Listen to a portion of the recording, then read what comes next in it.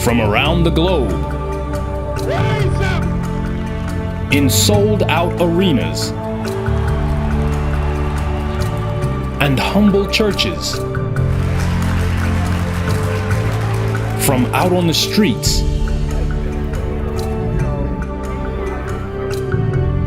to your screen. And now, the time and what must be done. On this edition of Farrakhan Speaks.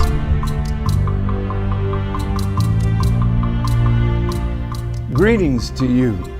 I am Minister Louis Farrakhan, National Representative of the Honorable Elijah Muhammad, that great preacher of freedom, justice, and equality to the black man and woman of America and the Western Hemisphere, and to the aboriginal people of the earth, the eternal leader of the Nation of Islam, and a warner to the government and people of the United States of America and the nations of the earth. Our subject today, on the 36th edition of The Time and What Must Be Done, is from the teachings of the Honorable Elijah Muhammad, titled, Farming is the Engine of Our National Life. Many of us who pursue a profession in life never give a second thought to the fact that farming and agriculture is the first profession that Allah God introduced to man. If we study the book of Genesis, which represents the beginning of this world, and it also represents the beginning of every nation, God, after he worked 6 days creating the heavens, the earth, the rivers, the lakes, the fish, the cattle, the herbs, the insects, the trees, the birds, the bushes, he lamented, saying, and there was no man to till the ground. So in the second chapter of Genesis, the 15th verse, it reads, and the Lord God took the man that he had made and put him into the Garden of Eden to dress it and keep it. According to the dictionary, to dress means to make or set straight, to prepare for use or service, to add decorative details or accessories to trim, to ornament or adorn, to cultivate, to tend. God gave Adam earth, but in the breathing into Adam of his spirit, he had to give him the knowledge of how to do what he asked him to do. If Adam was to dress the garden, he needed the knowledge of how to cultivate what he had been given. So the gift of God to man is earth, and also the knowledge of how to dress it, and the fowl and the cattle that are on that land teaches us that the second profession after farming is animal husbandry. The point that we are making is that the first profession, as the basic support for all labor and all divisions of human labor, is the labor of tilling the ground, farming, feeding oneself, and taking care of the gift of animals that the Creator has given for the benefit of man. So farming and animal husbandry are the first professions and are the engine of every nation. What makes one a slave? One of the things that the black codes and the slave codes did to black people was that we had no right to own land. Blacks were prohibited from buying or renting farmland except in designated all black but white controlled areas. Black people were forbidden to sell farm products like flour, cotton, hay, rice, peas, wheat, etc., without written permission from a white man, thus disallowing independent black agribusiness and eliminating the potential threat of black competition in farming. From 1865, the time of emancipation, to 1910, blacks had risen from slavery, where we owned nothing, to acquiring 16 million acres of land, mostly in the South. However, increased debt load, plus a rash of lynching over the 30-year period from 1890 to 1920, effectively drove millions of blacks off their land in the South into the ghettos of the North to work for the Northern industrialists. As of this broadcast, black farmers own less than 4 million acres of land, a 75% decrease of what we were able to amass by 1910, 45 years after slavery. We own 16 million acres of land, and since ownership of land is the basis of independence, then there had to have been a scheme to deprive black people not only of the land, but to destroy in us the desire for land or even to work the land. One of these schemes was the sharecropping system that blacks had to endure to work their land after the time of emancipation and Reconstruction. In this system of sharecropping, all the sharecropper brought to the arrangement was his labor. The planter provided the land, animals, equipment, seeds, and other items. The landowners also commonly advanced credits for the farmer's living expenses until the crop was harvested. The system was open to considerable abuse because the sharecroppers, for the most part, were uneducated, commonly illiterate, as it had been illegal to teach slaves to read. The landowner marketed the crop and kept all accounts. He charged interest on cash advances, often quite high interest. He also commonly operated a store where the sharecroppers had to make their purchases. The normal arrangement was that the sharecropper got half the proceeds from the harvest, but the landowner then deducted cash advances, which, because of high interest and dishonest accounting, commonly left the sharecropper with very little or even in debt. So here we are in the 21st century, and 75 to 80% of what we once owned, we don't have. We are more dependent now than ever on someone else to feed, clothe, and shelter us.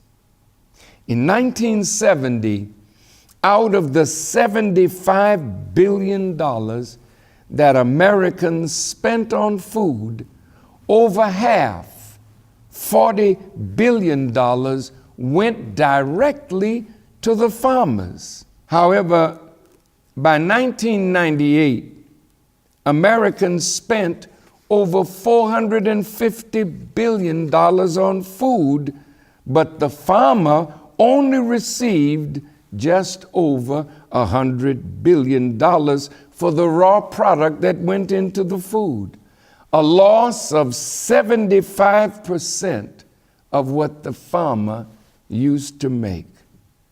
The American people began to eat less self-prepared food at home and more processed food or restaurant meals. So in 1998, $100 billion of Americans' total food budget went to the fast food industry. The result has been a reduction in the overall health of Americans in general and black people in particular. Most health specialists agree that the loss of the health of black people is directly related to the foods we consume. The loss of access to the land has resulted in a loss of health and non-growth in wealth for the masses of black people.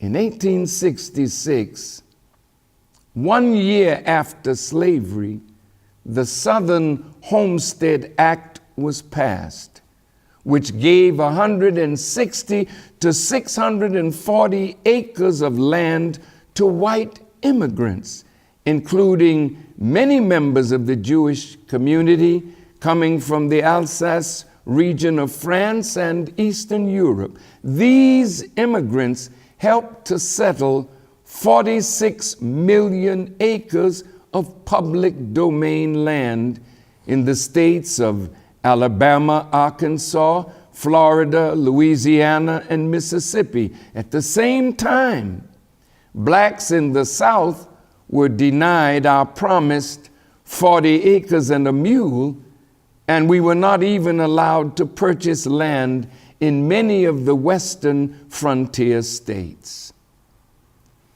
In this monumental book by the Honorable Elijah Muhammad, Message to the Black Man in America, he wrote an article titled, "Help Self: What Must Be Done with the So-Called Negroes?"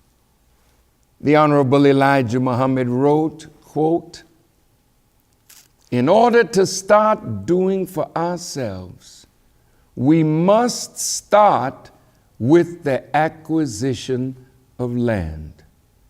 Since our being brought in chains to the shores of America, our brain power, labor, skills, talent, and wealth have been taken, given, and spent toward building and adding to the civilization of another people. It is time," he said, "for you and me, the so-called Negroes, to start doing for ourselves. We must not let our children be, as we are, beggars of another man for his home, facilities, clothing, food, and the means of providing a living. Man depends on land for the necessities of life, food, clothing, and shelter for survival, a prime requisite for freedom, and independence is having one's own land. There can be no freedom without a people having their own land. The acquisition of land has been the major factor for more wars on our planet than any other cause. Economists agree that in order for any type of nation or system, capitalism or communism, democracy or totalitarian or what have you, to exist and have a degree of independence, there must be ownership of land. The Honorable Elijah Muhammad continued. He said, as a people, we must become producers and not remain consumers and employees. We must be able to extract raw materials from the earth and manufacture them into something useful for ourselves. This would create jobs in production. And we must remember that without land, there is no production. And the surplus of what we produce, we could sell. And of course, this would open up areas of trade and commerce for us. Land ownership, my beloved brothers and sisters, is the pathway to wealth. The Honorable Elijah Muhammad also wrote on page 196 of Message to the Black Man that the farm is the engine of our national life. So he taught us that the economical way to use the money that we are about to ask you to put into a certain bank, and we will make that announcement at the 18th anniversary of the Million Man March in Tuskegee, Alabama, on the 19th and 20th of October. The most wise way to use the money that we save is first to buy farmland and produce our own food.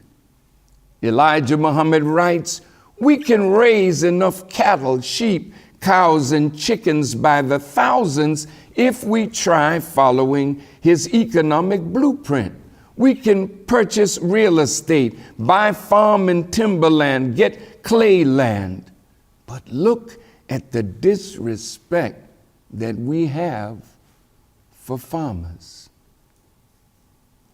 Everywhere I have traveled throughout this earth where black people live, I have observed that black people are not producing food to feed our populations in Africa and the Caribbean and Central and South America. Why is that? Why are we buying food in the Caribbean, from America, from Australia, from England, from Europe, from France? Why are we doing this when the land under our feet is so rich? Instead of looking down on a farmer, we should respect that profession that Allah God first gave to man. This is the route to self-independence, owning land and cultivating it to produce from the earth everything we need to live and become a productive people, then sell the surplus through trade and commerce, which produces an economy and generates wealth. If you ask children in school today, what would you like to become when you grow up? They will say a fireman, policeman, a doctor, a lawyer. Some may even say an astronaut, or some may say an engineer, but you will probably not find one that will say, I want to be a farmer. Farming and the farmer is the lowest on the totem pole of respect as a profession. Yet, all professional people come home at some point to eat. And all human beings, regardless of race, creed, or color, they are forced to eat. Every creature that God created, He put in the creation something for that creature to eat to continue its life. The preservation of life, the maintenance of life, the reproduction of life. So farming then, and the farmer from the eyes of God, is the foundation of everything. People think you have to have a great education to become wealthy. Not so. We were recently in Belize in Central America, and we visited the Mennonite Christian community there. They owned over 100,000 acres of land, though they migrated from southern Mexico into Belize and started with 20 acres of land, I asked them, what is their degree of education? And they kind of smiled and said, they go as far as the 8th grade. But they're feeding half of the population of Belize. They know how to farm. And with a smile, they said, we know how to count money. And they told us that they are quite wealthy because everyone needs to eat. So for our open enemy to kill our love for the land and kill our desire for ownership of land and to kill our desire to be a farmer, knowing that farming is one of the most dignified of all professions that gives dignity and worth to other professions. To deprive us of this knowledge is absolute wickedness.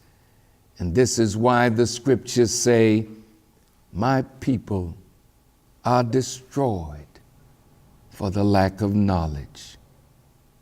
Wherever I have gone, among our young people in agricultural and mechanical land-grant colleges, when I asked, how many of you are studying agriculture?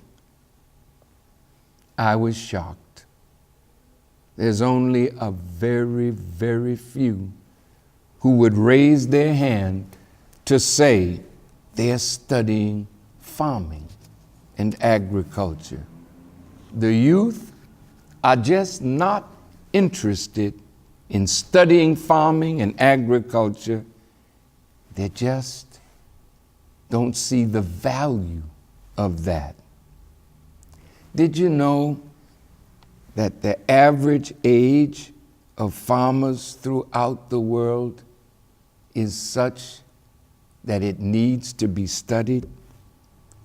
The average farmer in Africa is 60 years old.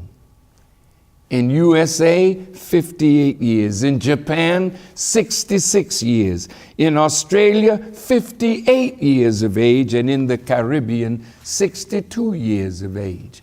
The most striking feature is that although 58.7% of blacks in the cities are under 35 years of age, only 4% of black farmers are under 35.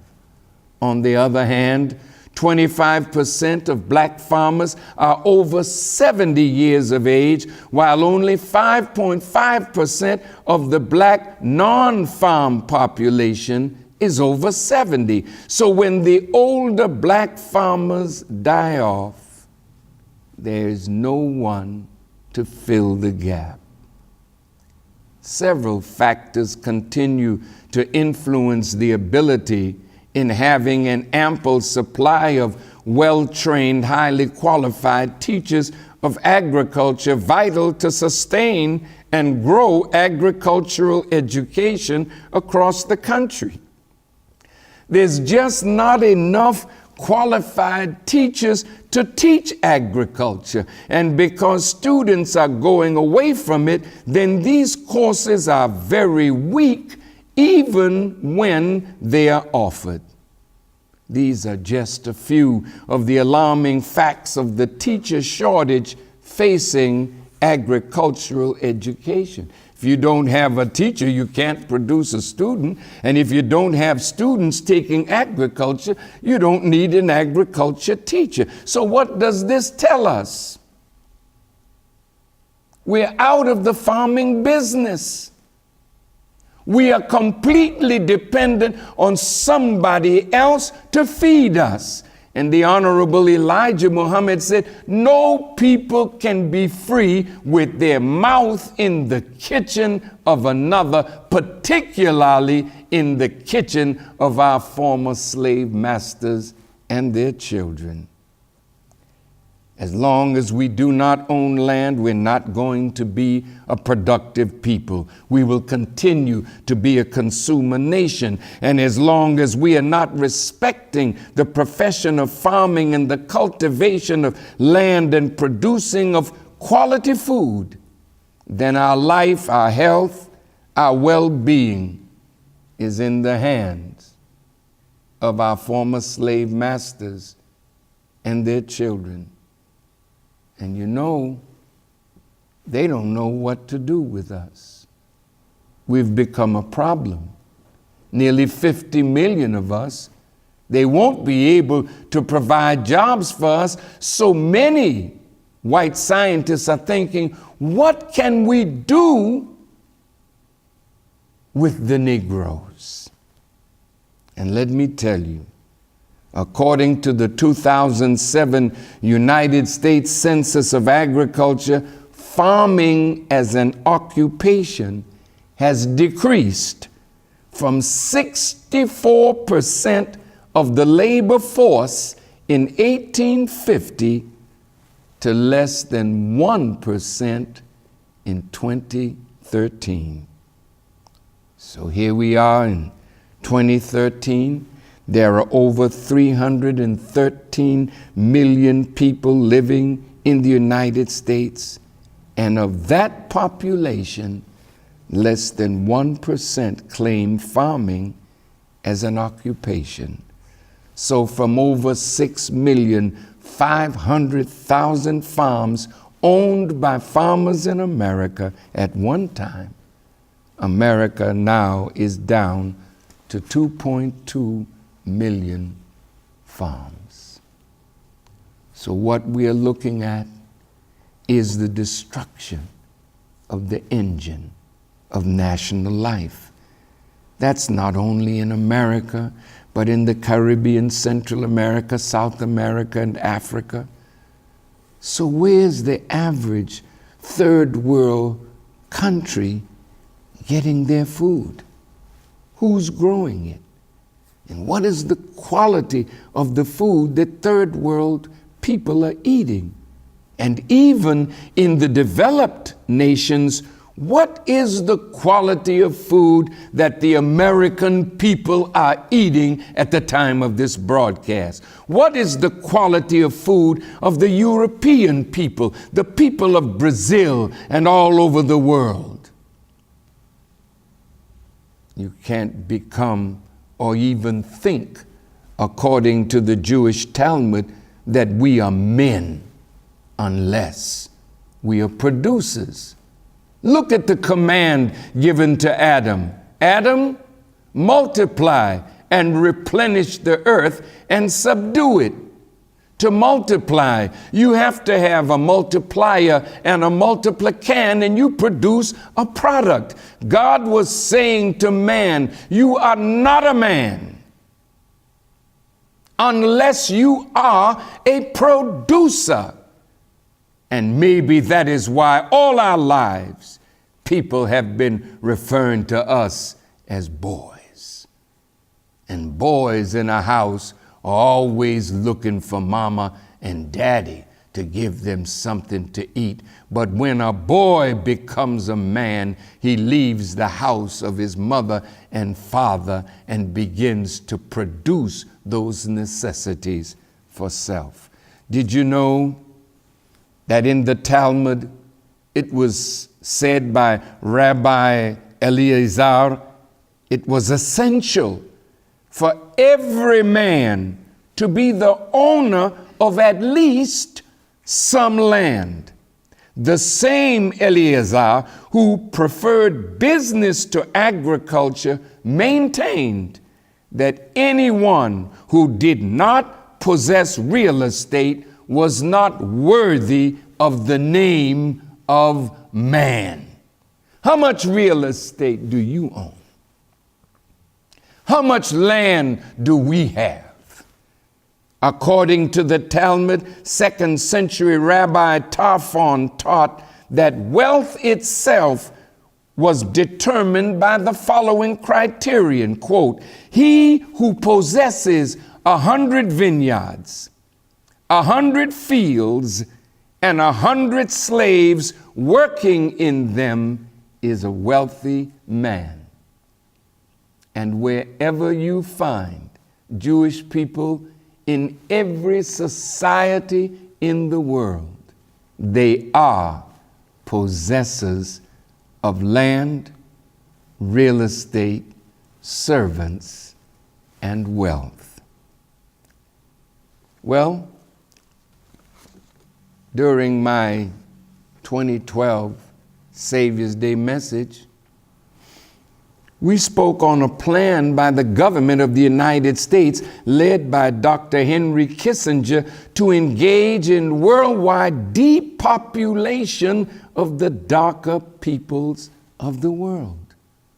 Mr. Kissinger, as Secretary of State under President Nixon, signed National Security Study Memorandum 200 titled Implications of Worldwide Population Growth for U.S. Security and Overseas Interests. It was adopted as official policy in 1975 by President Gerald Ford. Those who analyzed the report said Dr. Kissinger proposed that depopulation should be the highest priority of U.S. foreign policy toward the third world. Think about that. Although this plan of action was to be activated in developing countries, it was designed as a two-edged sword that could be swung with equal determination in both developed and developing countries alike, because in developing countries like America, a growing number of third world people live. This document was signed by Henry Kissinger and directed to the Secretaries of Defense, Agriculture, Central Intelligence, and the Deputy Secretary of State and the Administrator of the Agency for International Development, with a copy to the Joint Chiefs of Staff.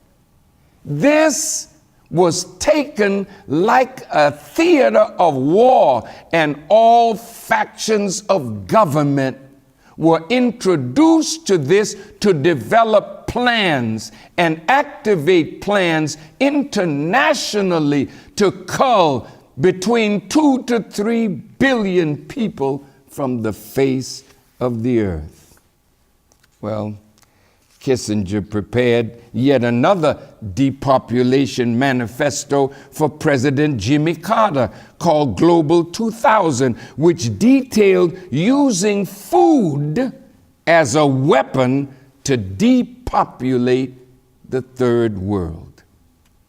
So then Zbigniew Brzezinski, I think he was Carter's national security advisor, said, "It's easier to kill 1 million people today than to control 1 million people. So the killing of millions is going on." Let's see what is happening to us. These groups,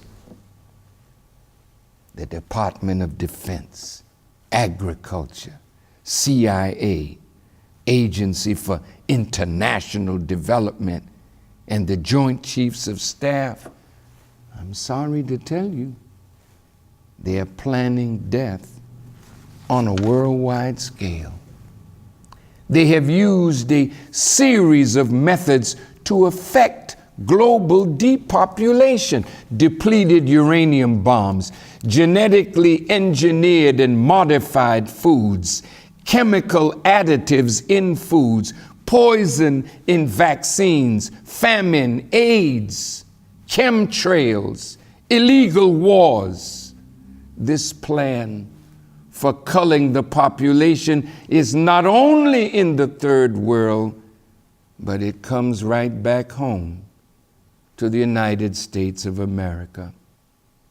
President Obama has recently appointed as a science czar Dr. John P. Holdren, who is assistant to the president for science and technology, director of the White House Office of Science and Technology Policy, and co-chair of the president's Council of Advisors on Science and Technology. This same Dr. Holdren wrote on the subject of overpopulation in an article in 1969 co-authored with Paul Ehrlich, and he argued that, quote, if the population control measures are not initiated immediately and effectively, all the technology man can bring to bear will not fend off the misery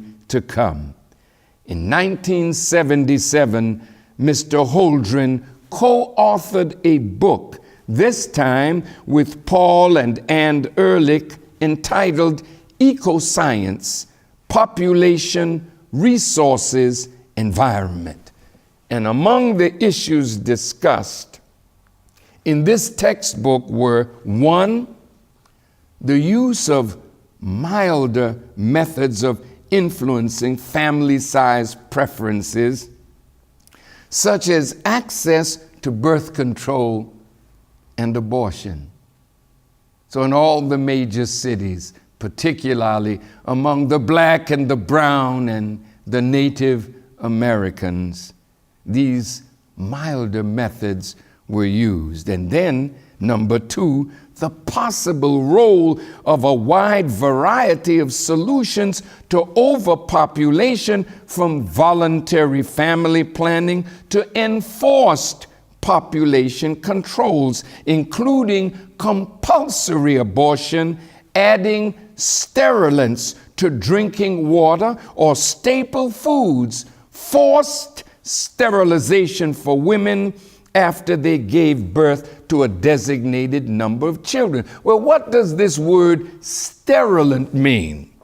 To sterilize means to make someone or something unable to produce children or young animals, etc., to deprive of the power of reproducing, to make incapable of germination, to make powerless or useless, usually by restraining from a normal function, relation, or participation. You mean to tell me that they're going to add into water that which will forbid us to reproduce? And we're not only going to add it to the water, but we're going to add it to the staple foods that people eat every day? The American people really need to see what the government is doing and how terrible the government is to allow something like this as policy, not only in third world countries, but it's policy right here in America. Do you like Pop-Tarts? Do you like Frosted Flakes? A chemist who works for Kellogg came in the barber shop one day and said, "Don't eat sugared cereals, because in the sugar is the poison that sterilizes and brings cancer, and it also is a drug that makes you want it again and again and again. It's a habit-forming chemical." Well, what are staple foods?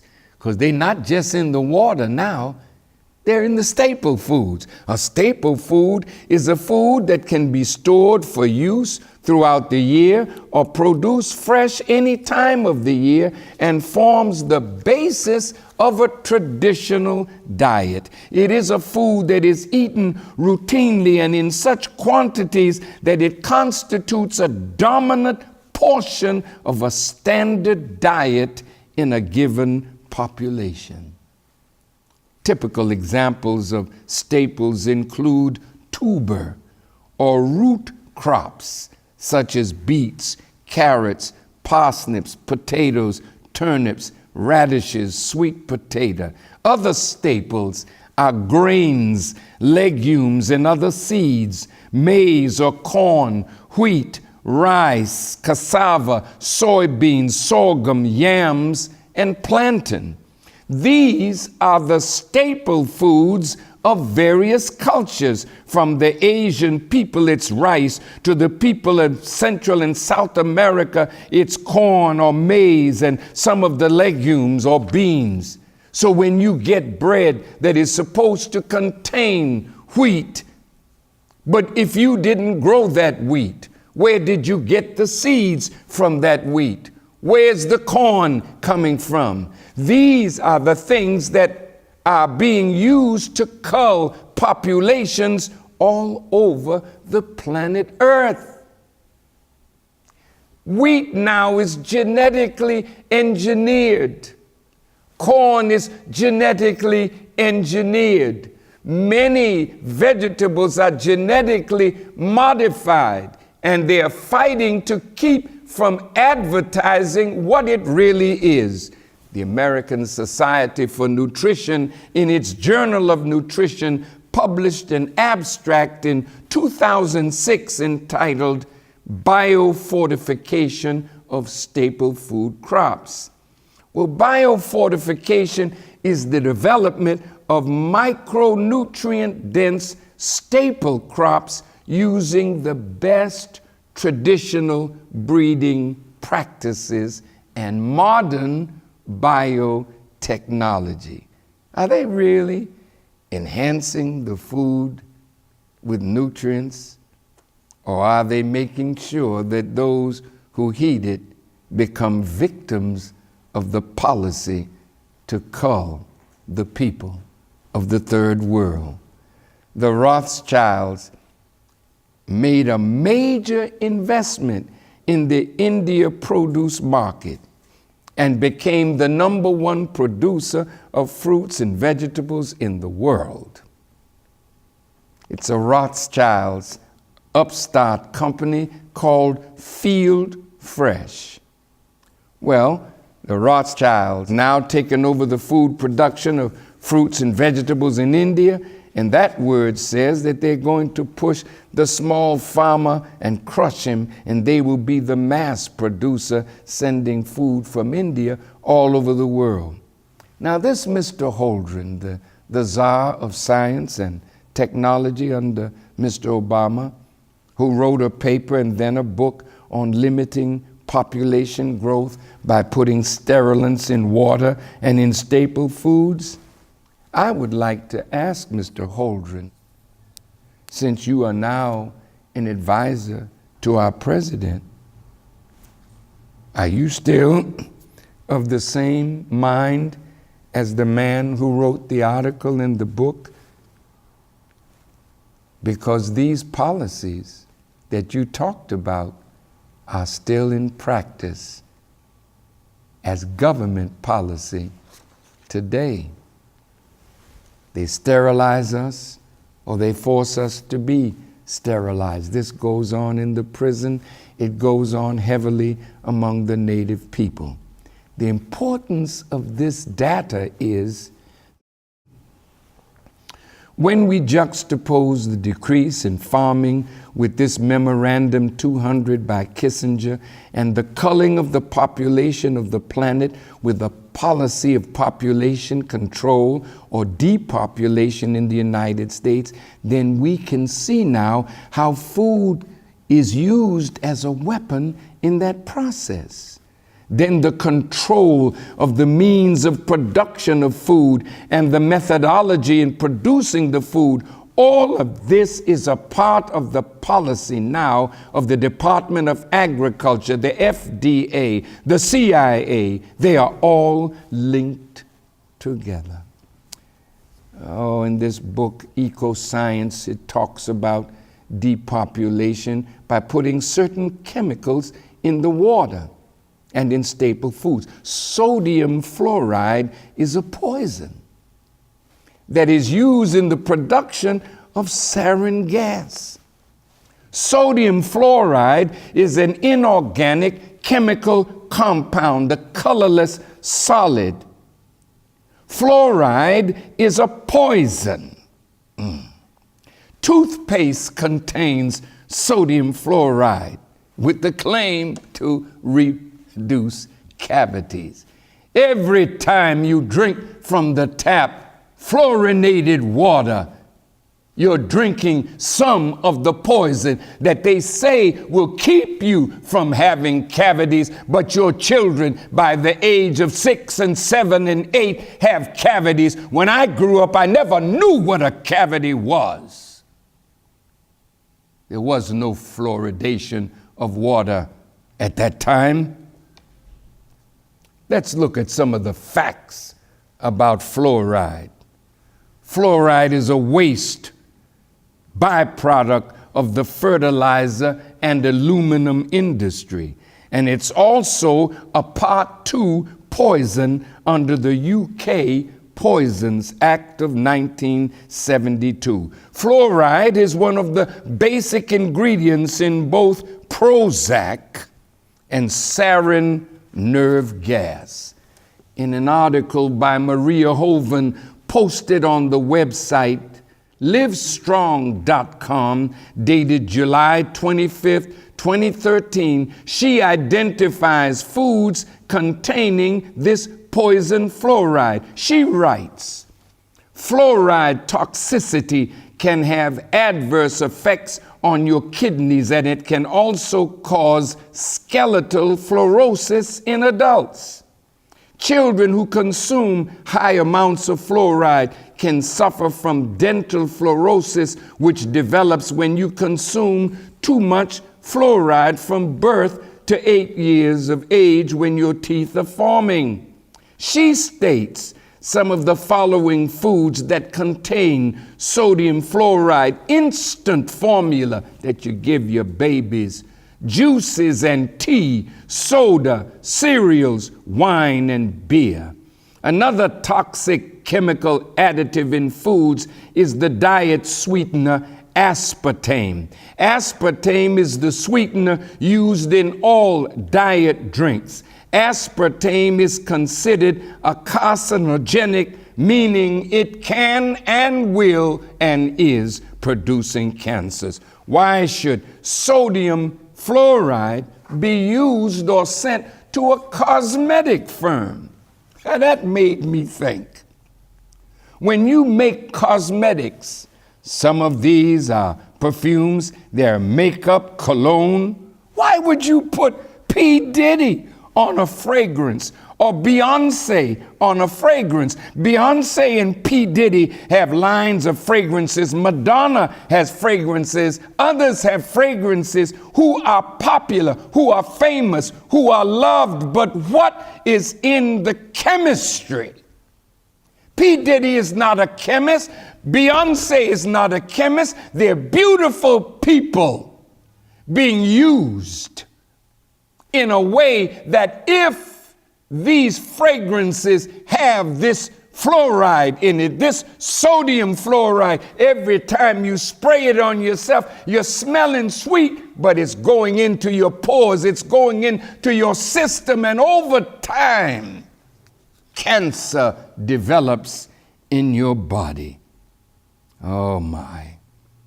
So if the enemy is that clever that he can make chemicals to make you think you're eating chicken, when in fact it's chemistry, then what is being put in these fragrances with your favorite black person or white person using the fragrance? How did we become perfume sellers?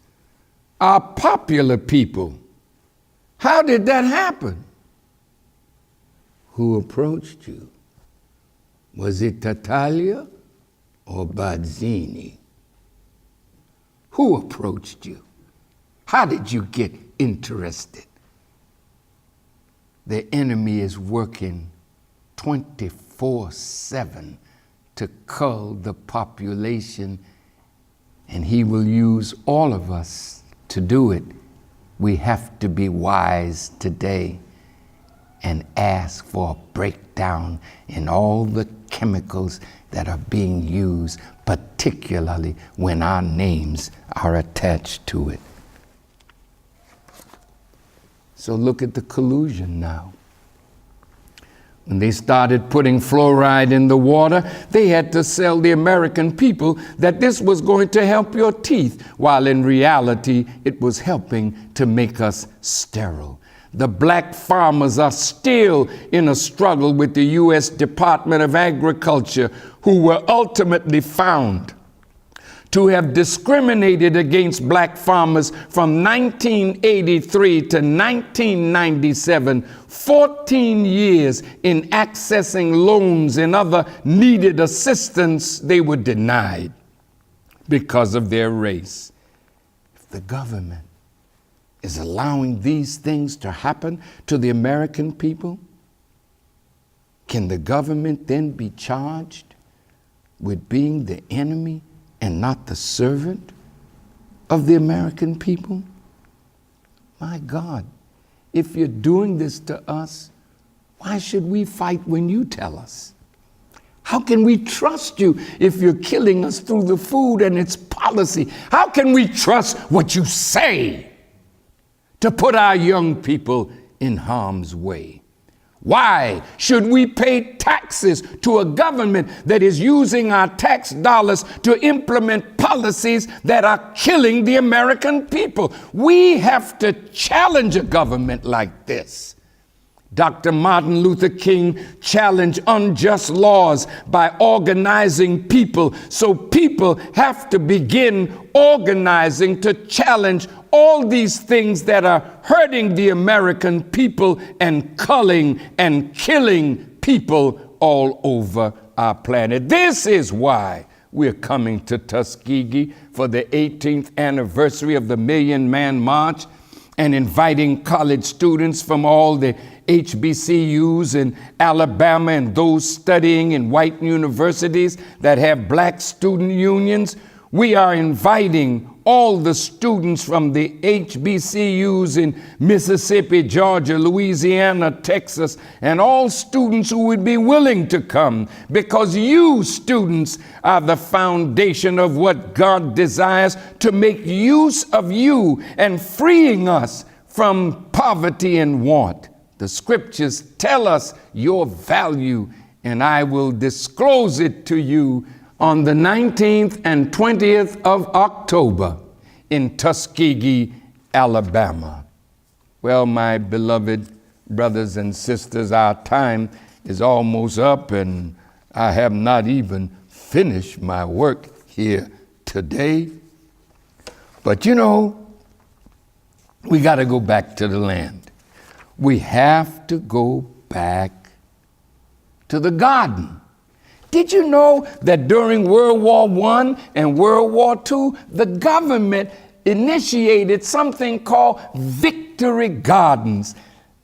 These Victory Gardens, I remember them when I was a little boy.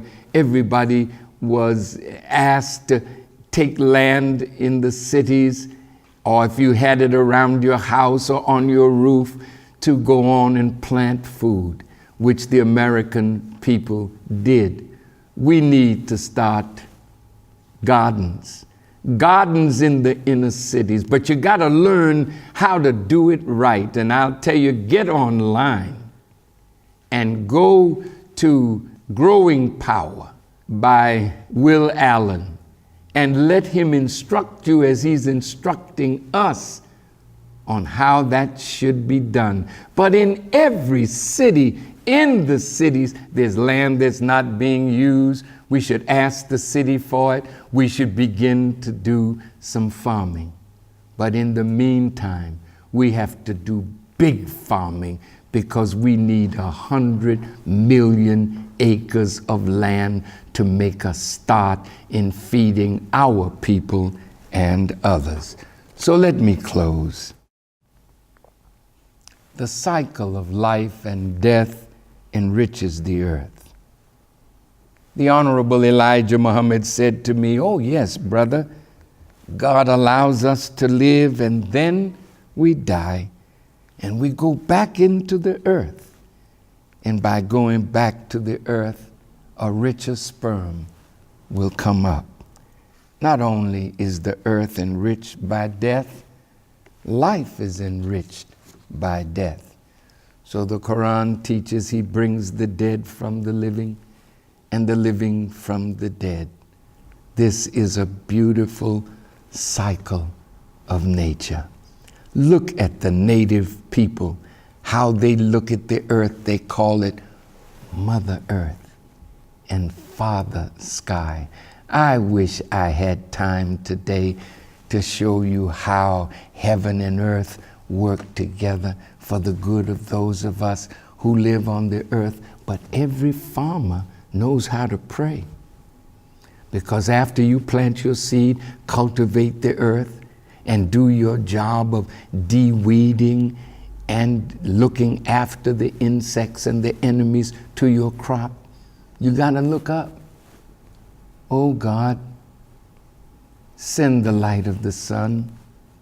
Oh God, send the clouds filled with water. So farmers know how to pray. The Native Americans did a rain dance because they knew without Father Sky, Mother Earth would die. We need to learn how righteousness will make us the best farmers on our planet. The God who is over all the laws of nature will bless us if we farm and come back to righteous conduct. I think I've said enough for this broadcast. So much more next week. Thank you for listening, and may Allah bless you. And remember now, farming is the engine of our national life. Assalamu alaikum. Please log on again next week and every week this year for the time and what must be done. Tell your friends, tell your family. Log on to noi.org every Saturday, 6 p.m. Central Time for truth, guidance, and unequaled love from the national representative of the Most Honorable Elijah Muhammad and the Nation of Islam, the Honorable Minister Louis Farrakhan. Pass on the word every Saturday at 6 p.m. Central Time at noi.org. The time and what must be done. Remember, to have Minister Farrakhan answer your questions, tweet them to @LouisFarrakhan, #AskFarrakhan. And to add this message to your library or as a gift for someone you love, go to store.finalcall.com.